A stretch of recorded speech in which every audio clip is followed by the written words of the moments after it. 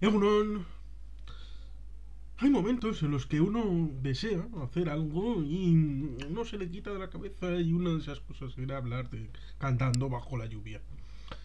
A mí no me gustan los musicales, no movería cielo y tierra, como hay alguno por ahí, como por ejemplo Mario, que le gustan los musicales de la Metro. Me parece que su padre le invitaba amablemente a grabarlos y él los veía dos veces, primero en solitario, mientras su padre estaba haciendo viajes, y luego con él, lo cual evidentemente hace cariño, hace emoción por una persona y por el producto compartido con esa persona. Pero vamos directamente a Cantando bajo la lluvia. Parece que es una idea surgida de la propia canción de la escena musical más famosa que dio lugar a sucedidos, cosas que se decían cuando el cine era algo que estaba en el proyector, en una sala, y en casa pues podías como mucho tener una televisión y esperar a que te la sirvieran en cualquier momento en esas escasas cadenas que tenían en Estados Unidos, y menos en el caso del Estado español, en el que la televisión fue de una sola cadena durante muchas décadas, luego la segunda, y hubo que esperar hasta el año 1990 para ampliar a otras cadenas en el espectro privado, aunque evidentemente en los años 80 pues surgirían cadenas autonómicas como Euskal Irrati Televista, TV3, la televisión de Galicia y poco a poco después el Canal No, Telemadrid o Canal Sur. Pero siempre había un limitante en cuanto a la situación en casa, hasta el punto de que escenas cumbre de la cinematografía, como Jim Kelly bailando bajo la lluvia en Singing in the Rain, era objeto de deseo para esos proyectores caseros. Entraban furtivos en la noche en las salas de proyecciones y cortaban justo ese momento mágico para llevarlo y mostrarlo a sus amistades. Un poco como se ve en la película, que en las fiestas había algo que mostrar, películas para este entretenimiento mmm, entre amigos. Sí, ciertamente es un momento de brillantez por lo que transmite, la felicidad inmensa que hay detrás de ese personaje interpretado por Jim Kelly.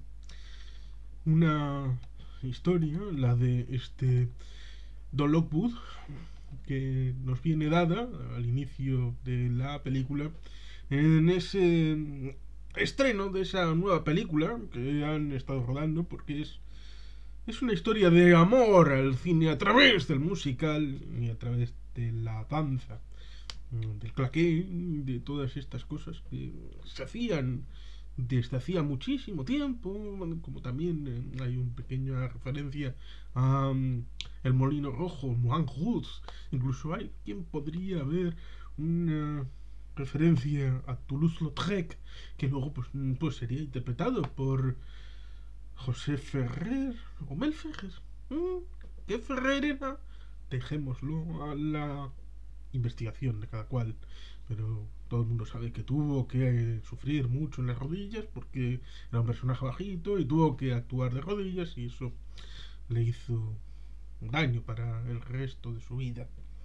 Pero bueno, estamos en una película homenaje a los musicales que eran los que la Metro hacía por aquella época. Una época gloriosa para el musical como género, con este elemento culminante que dicen que es el mejor musical de la historia de Hollywood, este Singing in the Rain, cantando bajo la lluvia.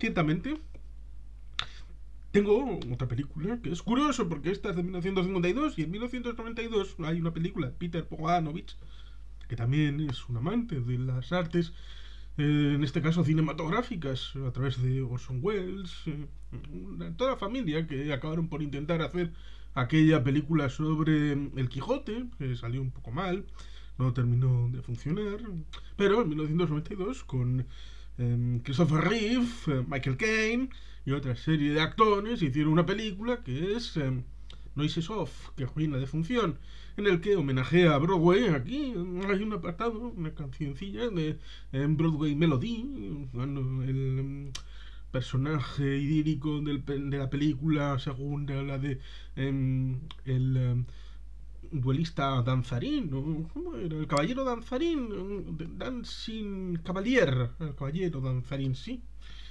que había sido el duelista caballero. Bueno, pero en el traslado de ser una película de época, es un musical, por esto del sonoro. Que, bueno, antes de eso, pues seguiremos a eso, de que precisamente es un homenaje dentro de una historia que va narrada con añadidos a través del avance en las canciones. Es interesante. Pero como digo, a mí no me gusta el musical, pero aquí está integrado dentro de muchos elementos que hacen contar a través de la música y de los números musicales un elemento que me interesa, como es la historia del cine y de cómo algunas transiciones fueron buenas y otras no. Lo mismo que en el ámbito de la literatura yo puedo entender y gustar, aunque sea que no me interese mucho la romántica, y tampoco dentro de la romántica el drama homoerótico, pero esto vale más bien para lo que cuentan nosotros, ese libro de un autor pamplonés que era demasiado explícito a la hora de establecer esa relación, que osa que no es con Casey McKeeston, con Una última parada, o Rojo, Blanco y Sangre Azul, o la otra con Un novio falso, que ahora no recuerdo, pero está comentado en este canal. Vivo Dios, que sí. Cantando bajo la lluvia es una historia que paradójicamente trata de la memoria de los que han estado viendo el cine en el año 52. Lo mismo que tenemos historias que homenajean, para que pueda entenderse cuál es el concepto que pudo tener el éxito detrás de Cantando bajo la lluvia en el año 52. Podemos entenderlo como el homenaje al cine, que es Eras una vez en Hollywood. Aquella película de Quentin Tarantino, que cuenta no solamente la historia de los personajes de Leonardo DiCaprio y Brad Pitt, sino también la relación con ese Hollywood de los años 60 finales, teniendo en cuenta la situación de Roman Polanski, Sharon Tate y luego la familia Manson, el rancho Spahn. Pero bueno, también podemos recordar el homenaje, auto-homenaje de una película como Top Gun Maverick. Después de un par de décadas y media de haber tenido un éxito en el año 1986, tenemos en 2022 una película que en teoría se habría tenido que venir unos años antes, pero el tema de la pandemia, ya sabemos lo que ha pasado, y ha ido retrasando, a pesar de que es una de las películas más taquilleras y probablemente sea la más taquillera del año 2022. Y es ese elemento nostálgico. Han pasado 24, 26 años, y eso hace que la gente que ahora vemos Top Gun Maverick tengamos en la memoria la película, aunque en aquel momento tengamos 4 años, pero la gente de un poquito más edad, de 40 y tantos, 47, 50 años, pues vieron la película en el estreno, siendo muy jovencitos. Y eso, veintitantos años después, les lleva a un producto bien hecho. ¿Por qué digo esto? Pues porque la película se centra en los años 1927-28, en el tránsito del cine que iba a morir, ¿no? El mundo no lo sabía, pero iba a morir. El cine en blanco y negro, pero mudo. Con aquellos cartones de transición, de que este personaje dice esto, lo otro, para poner en contexto, la música sonando en paralelo. Pero llegado el cantor de jazz de la Warner, que está mencionado, y la cosa cambió. Y era distinto hacer una película en la que todo se que tenía que expresar en pantalla, bueno, incorporar luego desde fuera un organito, a que los propios actores se expresaran no solamente con sus gestos y con sus emociones, con su forma vívida, sino también a través de lo que expresaban con la voz, ya fuera hablado o cantado. Y por eso, algunos actores que tenían una imagen, una percepción, no supieron pasar no pudieron pasar el filtro del sonoro. Cosa que en parte se establece esa relación con el espectador cuando el personaje de mm, el personaje de Jim Kelly, Don Lockwood, explica cuando está en ese estreno con Jim Hagen, Lina Lamont, cuando le dicen cuéntenos su vida, cuéntenos su vida. Bueno, pues es que estamos en aquel momento en el que había pocas formas de establecer, no había llegado la televisión, en el año 27-28. Mal que bien pudo haber llegado para la Segunda Guerra Mundial, pero sobre todo tuvo una explosión después, a partir del año 48-49, sobre todo en los años 50. Y tenían la radio, tenían algún medio de comunicación tradicional, como las revistas y los periódicos, con lo cual era difícil enterarse de una biografía de una celebridad, como era el Don Lockwood de Jim Kelly. Y trata de explicar esa itinerancia que muchos artistas tuvieron, una vida parecida, y probablemente muchos se sintieron identificados con ese relato que va en dos vertientes. Una, la vertiente real, que es la que vemos en pantalla, y otra, la hablada, que es la que nos transmiten en la voz del propio Jim Kelly. Por tanto, hay una disociación entre lo que vemos y lo que nos cuentan, con lo cual ya nos están empezando a decir algo, además del asunto de que la percepción de lo que uno ha sido se puede revisitar cuando uno tiene éxito y reescribir su propia biografía a la hora de establecer el marco de referencia para el público. Siempre he tenido éxito, siempre me han tratado muy bien, siempre esto, y se le ve pues haciendo cosas en provincias, en cabarets, haciendo cosas que les harán que les tiren cosas a la cara, un poco recordándolo esas escenas de los hermanos bueno, de Blues Brothers, ¿no?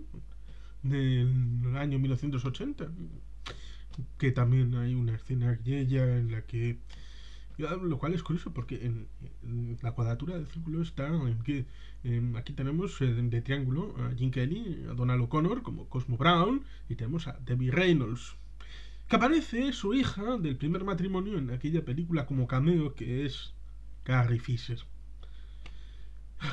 Menuda tragedia la que tuvimos en el año 2016. El día 27 de diciembre de 2016 fallecería Carrie Fisher, nuestra querida princesa Leia Organa. Y el día 28 fallecería su madre, Debbie Reynolds, en parte por la tristeza de haber perdido a su hija. Es muy triste para una mujer de edad avanzada ver cómo aún así tiene que ver morir a su propia hija antes que ella. Pero en fin, esta es la vida, tal como viene. Y estamos hablando en realidad de 1952 y de esta película de Cantando bajo la lluvia. Y no tampoco de los Blues Brothers, por muy entretenida y divertida que sea. No, estamos hablando de esta película en la que tenemos esa presentación, después van a una fiesta, ahí es donde de camino entra en juego Debbie Reynolds, está Katy Selden, pero ahí tiene la colusión, el asunto del sonoro, y tienen que remodelar la propuesta de la película que van a hacer a continuación, el caballero duelista por el caballero danzarín. Y evidentemente es cuando acaban por tener esa idea en la pieza central. Yo creo que la pieza central de la historia y la idea, que en principio está referenciado en la propia película, en los títulos de crédito, es Singing in the Rain, es Cantando bajo la lluvia, la primera canción del disco, de la música de la película, la más importante, es el asunto de esa escena, pero tiene que estar construida alrededor, y por eso también es Good Morning, que es la que hace de telonera de esa sesión con Cantando bajo la lluvia, que es la más conocida.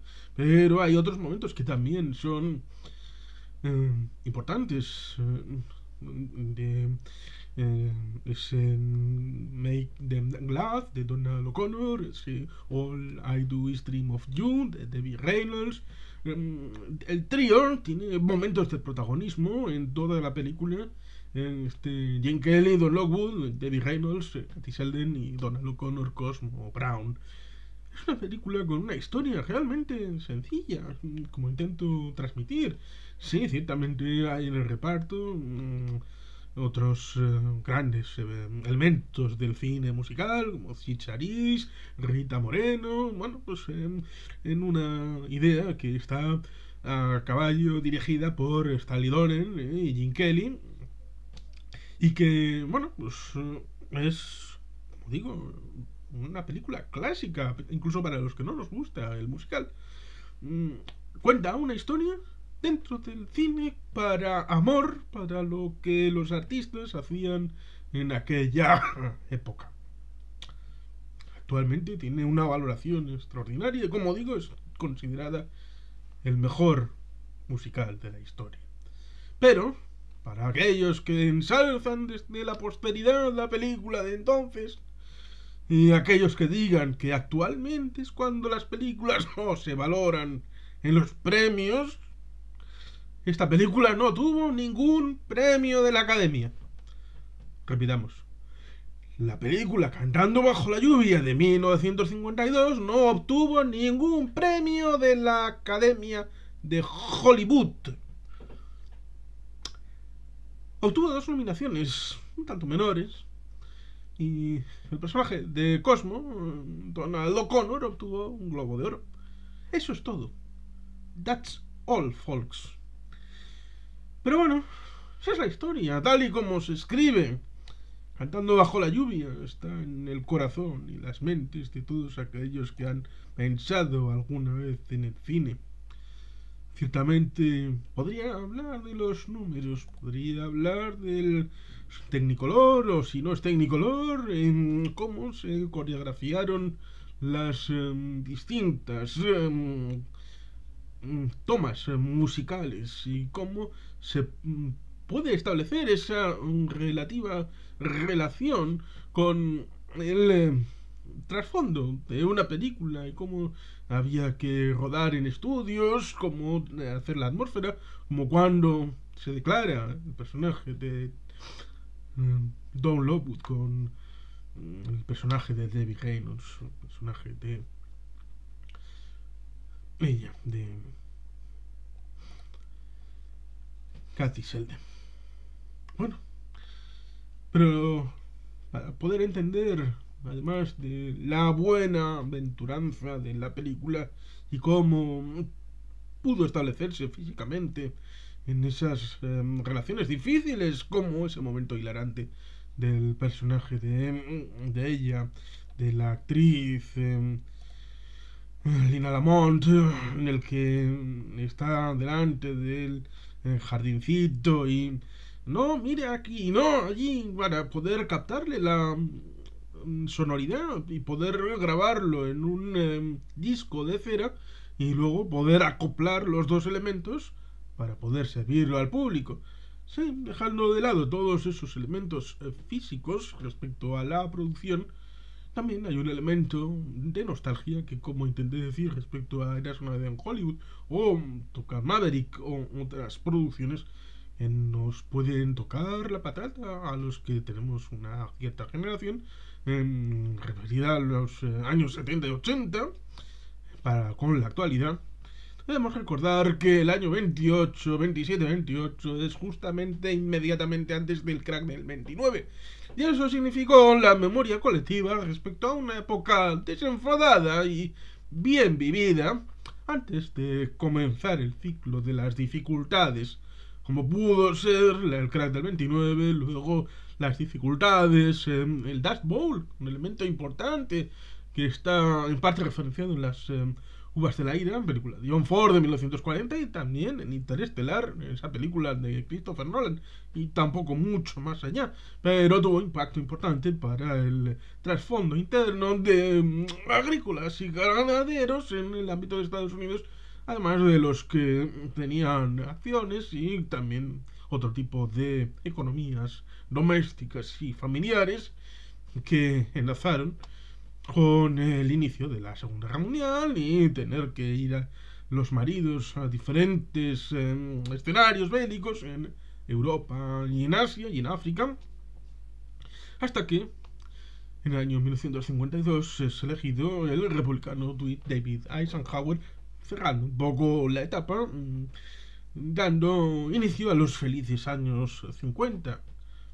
Evidentemente en el año 52 no estaban con la nostalgia que posteriormente se tendrá respecto a los años 50 como los felices 50, en donde Estados Unidos era preponderante, no había una colusión con grandes potencias en el exterior, cosa que sucederá más adelante cuando los republicanos, Eisenhower se presentó por los republicanos, al mirar la vista atrás después de la década de los años 60 y 70, fundamentalmente dominada por los demócratas, o por lo menos la memoria colectiva de ellos, con JFK y con Lyndon Johnson y luego Jimmy Carter.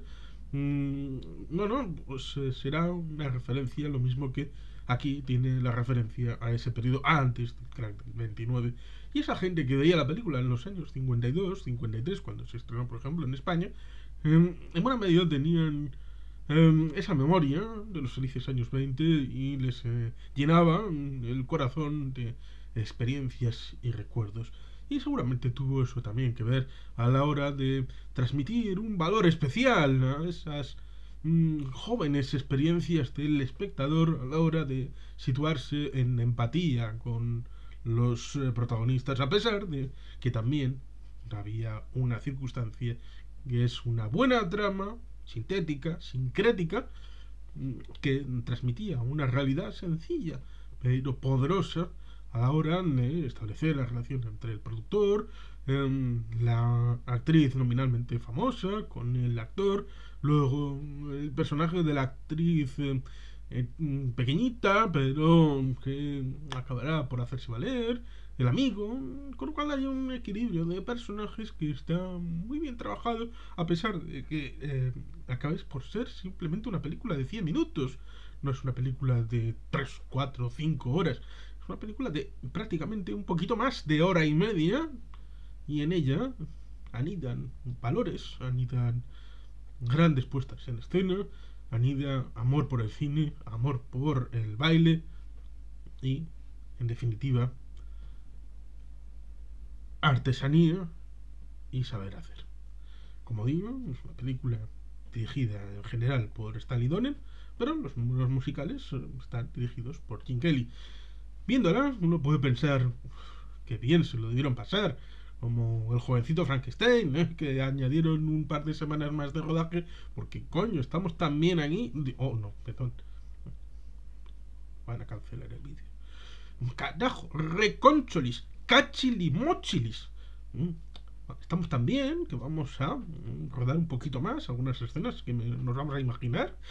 Pero no, parece que en el caso de Gene Kelly era muy estricto a la hora de el perfeccionismo y bueno, tampoco es que acabaran a tiros como con El Resplandor, con Cyril Cusack, pero no, Cyril Cusack estaba en Fahrenheit 451, la película de François Truffaut, la primera, hablada en inglés. No, Shelley Duvall, estaba en El Resplandor, es que al final lo hago para que juguemos un poco entre todos, las actrices conocidas, menos conocidas. Bueno, pues ahí está, una película que merece ser vista, la de Singing in the Rain, 1952. Aunque no te guste el musical como a mí, disfruta, porque es una oportunidad de oro para ver una película bien hecha, con una buena trama y que hay que saber valorar porque se puede disfrutar. Y sin más, es que ricasco, agur bat, beti gelpean.